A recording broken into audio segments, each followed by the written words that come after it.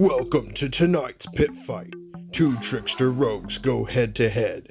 One claims that Combatants maneuver will trigger off smoke bomb. The other claims that that is not the case. It has never been the case, and Cryptic never changed it.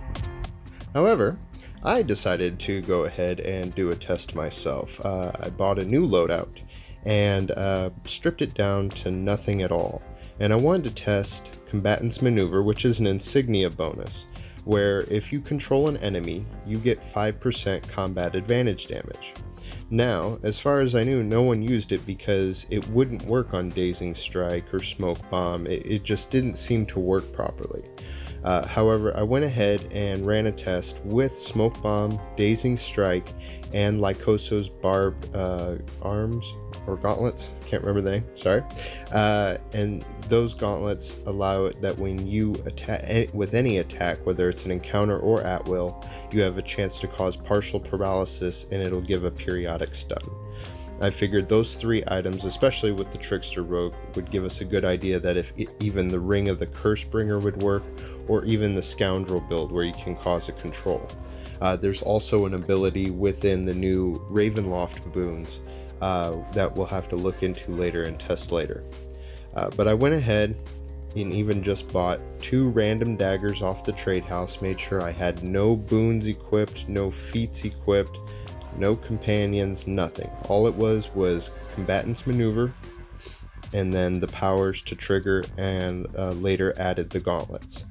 And yeah, as it turns out now, you can proc Combatants maneuver with Smoke Bomb, Dazing Strike, and pretty much anything that appears to control an enemy. Now with Smoke Bomb or the Lycosa's Arm Guards, they proc multiple times.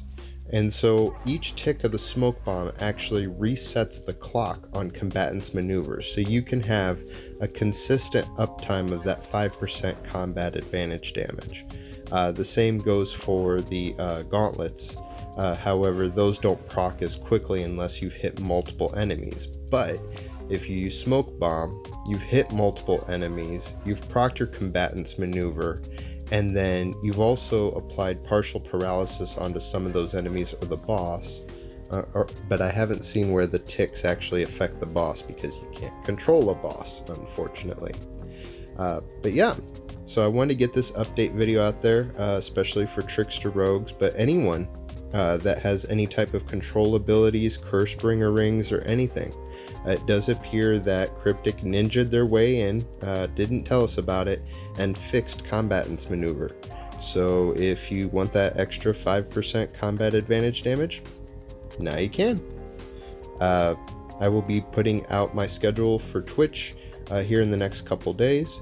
Of course, I'll have another video here at the end of the week for the weekend update.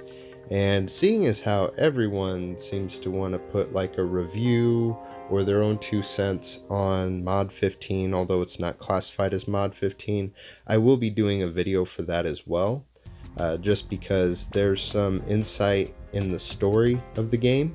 It's a story that's not part of the original Forgotten Realms canon. It was actually created outside of it, just off of a tabletop D&D game between some guys through Penny Arcade. So definitely let me know in the comments section if you already knew about Combatants maneuver. Definitely tell your friends about it, and if you have any questions or anything, leave them down in the comments section below.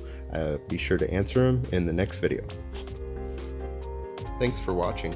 Click the left to see the previous video, click to the right to see another video, and down at the bottom to subscribe.